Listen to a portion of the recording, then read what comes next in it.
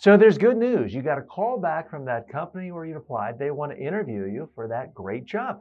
That's fantastic. But they want to do it as a video interview. Not quite as good.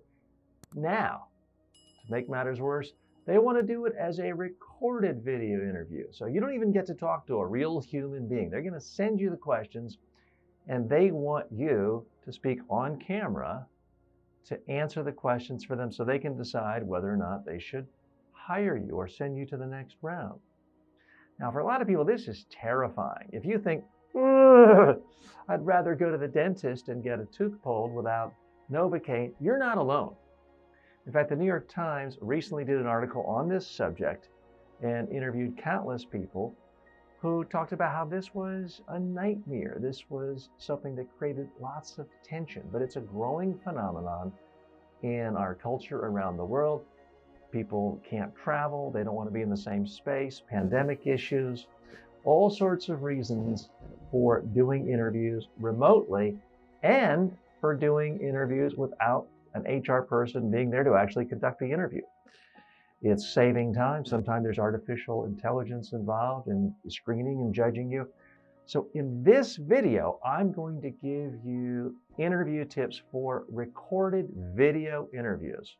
Some of it will apply to live video interviews too, but I want to give you tips for the hardest type of interview to do, which is the recorded interview situation, and you're not talking to a human being. You don't even see a human being. So that's what this video will cover, because I want you to come across your absolute best so that you make the case for why you should be hired. Let's start off with the basics. Before you even start rolling, what do you wear? You may be thinking, well, I'm at home. Everyone's used to being casual at home. I'm, of course, wearing an old sports jersey and sweatpants. Now, it doesn't really matter what you wear from the waist down, as long as you frame things mid-chest level up. There's no one perfect thing you need to wear for a job interview, but you do need to think about wearing something that is exactly what they would expect someone in your shoes to wear if you had that job and if you're going to be working for them, whether they see you virtually or in person. There shouldn't be any confusion. So if you're applying to a high-tech company and no one ever wears a suit and tie and everyone is casual or maybe just a blue dress shirt and no suit and tie, then whatever you do, don't wear a suit and tie for the job interview. Wear something that's appropriate. If you are applying at an art gallery, a museum, and everyone has an artistic flair, don't be extra bland and boring. If you're applying to a very conservative, value mutual fund and everyone is straight-laced and buttoned down, that's not the time to wear your Hawaiian shirt. So you need to give some real thought to what you're wearing. And the main thing is not that you look good. I don't want you to look bad, but the main consideration is you want to dress in a way where there's no confusion and people can visualize you in the specific role you are applying for. So think about that when you're spreading your clothes out and figuring out what you want to wear. Now, the interview questions. You're going to think I'm crazy when I say this, but I'm here to tell you the questions are not the most important thing, not what you should be worried about. Your answers. We can't control the questions. You can control the answers. You need great answers to answer the most important question there is, which is, why should we want to hire you? What do you bring to the table to make us want to work with you and have to deal with you every single day, possibly for years? That's the unstated question. Might be asked directly, but it might not be. But all job interviews are really about that question. Before we go any further, let's step back for a minute, and I want to deal with the anxiety you're feeling, because you're hearing me say all these things, and your first thought might be, oh my God, how do I stare at a camera? There's no human being. I see a red light, maybe. It's scary. I don't want to do it. I don't want to do it. I don't want to do it. Time out. Relax. Once you understand what's really going on with recorded interviews, you'll realize This is the easiest possible type of job interview you could do because you can record it, look at it, figure out if you like or don't like it, and then hit delete. So you can scrutinize. You can't do that with a live interview. You can't do that with an in-person interview. You can't be in the middle of an in-person interview and they say, what are your hobbies? And you say, oh, I like to go out and get trashed with my friends. Oops. Once it's out, it's out. But in a recorded video interview, you can record something, not like it, hit delete, and keep doing it, whether it's 1 time, 5 times, 20 times, until you are happy with how you're coming across. I'm going to warn you right now, you're not going to like the first video you see. Nobody does. I've worked with Miss Universes who hated how they looked and hated how they sounded, and they sounded fine and looked fine.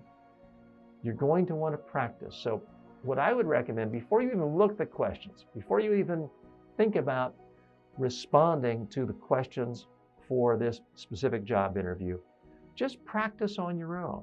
Hold up your cell phone, go to your webcam, and just talk. Introduce yourself. Tell people what you think your best assets are as a worker. What are you proudest of? Just basic, obvious questions that you've heard in every job interview. Just say it out loud and realize no one's ever going to see it. It's just for you. You need to get comfortable talking to a camera. You need to get comfortable listening to the sound of your own voice. Oh, teacher, I don't like the sound of my own voice. I don't want to listen to my voice. Get over it. Whoever's going to hire you for that job is going to hear your voice. So you might as well know how you're coming across. You can say, I don't like to write, but if you turned in a paper in high school or college filled with typos and grammar mistakes, you told your teacher, I don't like to read my own writing. If there's typos and mistakes and grammar mistakes, I don't want to see it. Your teacher's not going to have any sympathy for you whatsoever. You probably get an F- on that term paper. It's because your teacher expects you to refine your writing. Refine the first draft to a second draft to a third draft until it's devoid of major errors. It's exactly the same thing with you when it comes to how you present yourself in a job interview on video, especially a recorded video interview. Practice until you like what you see. Practice an entire interview. You can have a friend, family member, colleague do a practice interview with you, but I'd recommend to have them stand in another room or behind you so you get used to looking at a camera. And the magic of this, the real secret where you really have confidence is if your friend, family member, or colleague interviews you, you do the interview, you watch the video, and you actually like it. You think, wow, I'd hire that person. Now, this might not happen your first take, second take, or even 10th take. But if you keep practicing and focusing on just making one thing a little bit better, may take you 20 takes, may take you 50 takes. But hey, if you're looking for a job, you have time on your hands, okay? There's nothing more important than you coming across the absolute best you can on camera. There is no substitute for practicing it in front of the camera. I know what you want to do. You're more comfortable sitting in front of a keyboard and sending out more emails and resumes. The resumes are just to help you get the job interview. Now you've got the job interview. So let's take as much time as it needed as possible for you to be great for that job interview. If you are recording a video and you say to yourself, gosh, I look nervous and scared there, guess what? You probably do. Keep doing it until you look comfortable and confident and relaxed. Now, here are the biggest tips you really need to know in order to come across your best for a video interview. We've talked about dress, now it's movement. The number one mistake most people make,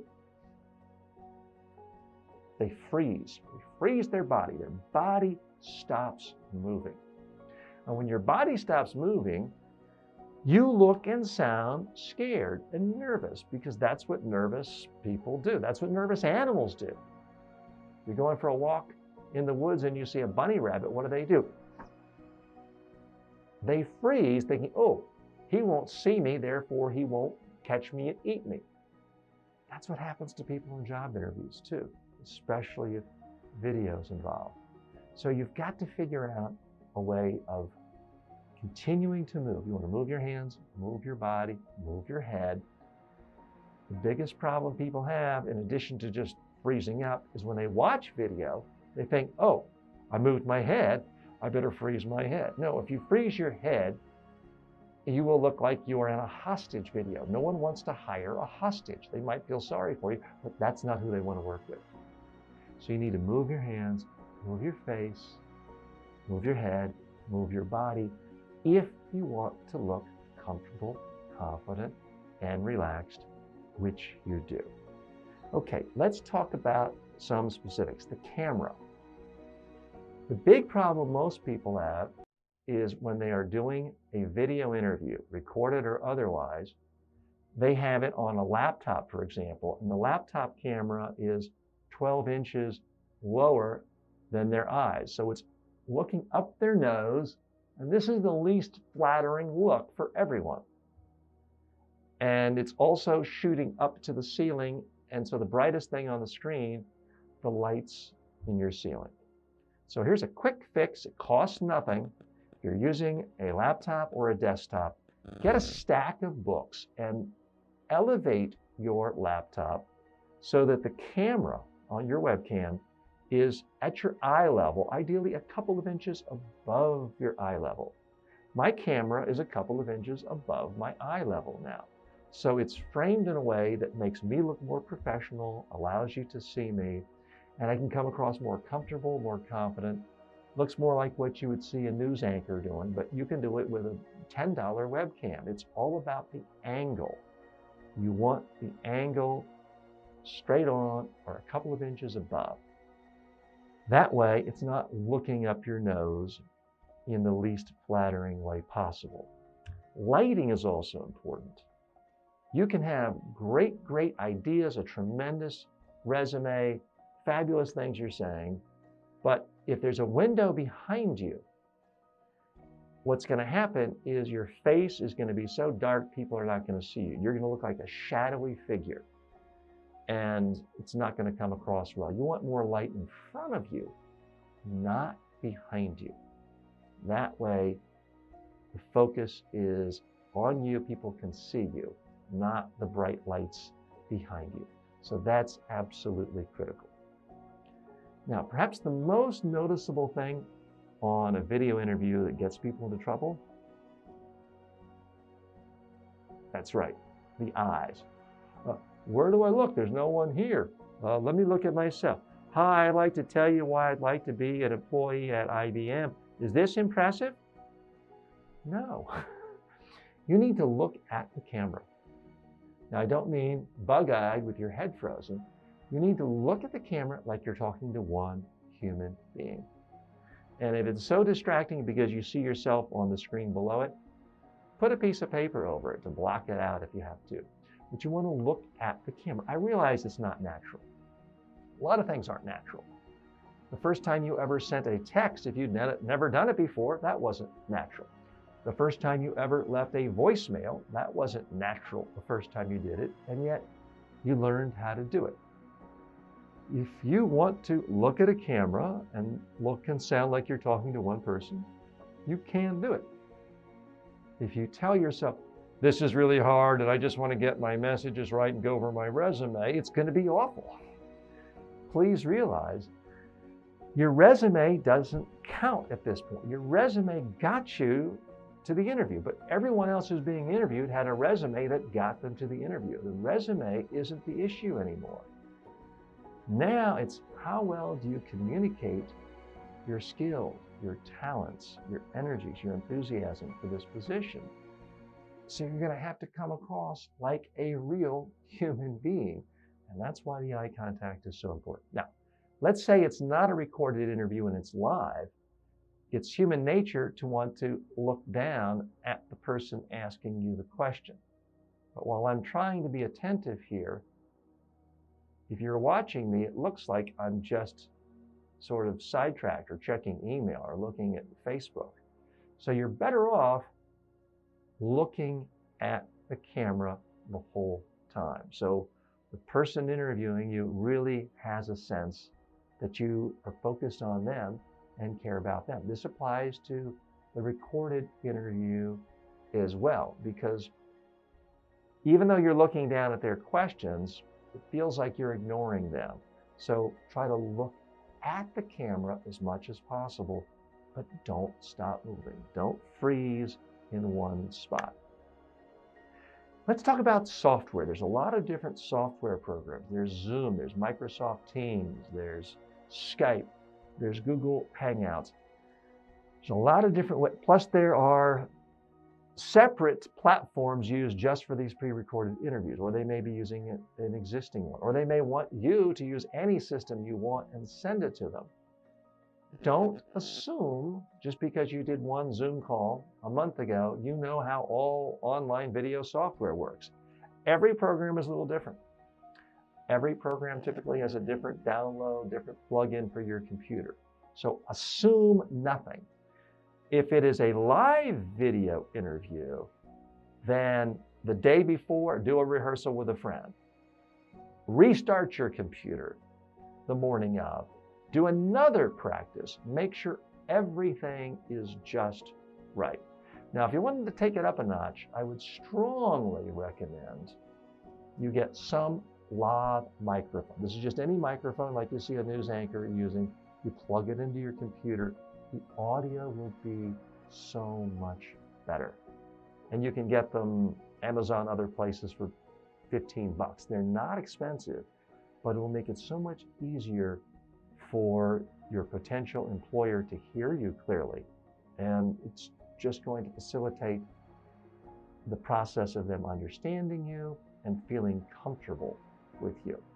One other thing about lighting is you want as much light in front of you as possible, not behind you, not above you. You can just take a few old lamps, take the lampshades off, have them sitting in front of you. You want your face well lit so people can see you clearly. That should be the focus, not what's behind you. The software can really help you, but it can also hurt you a lot. The last thing you want to do during a live video interview is be nervous and uncomfortable. Is this camera on? Can you hear me? How's this thing work? Nobody, you may be in a position that is totally creative and the least technical industry possible, but nobody wants to hire someone who needs constant hand-holding for the internet and computers. People want you to know how to do your own stuff. Might not be fair, that's the way it is. So you want to seem completely comfortable, confident with the technology, know when you're recorded, and for the pre-recorded job interviews, again, the pressure is gone. You can look at what you are doing before you send off that video or you hit final or approved on the platform. So again, use that to your benefit to reduce your stress. It takes off all the pressure of the live interview. You can practice, you can answer several times, and certainly you can rehearse in advance as many times as possible to get comfortable, even if you do only get one shot of answering it in the particular platform they give you. So please, please keep that in mind. You don't have to go out and buy a $2,000 video camera. You can use an inexpensive camera, inexpensive webcam. You could even use your cell phone, although I recommend using a laptop, a computer. It's just easier than trying to do the little things and push buttons on a cell phone. You don't have to spend a lot of money on lighting, as long as you have light in front of you and not behind you.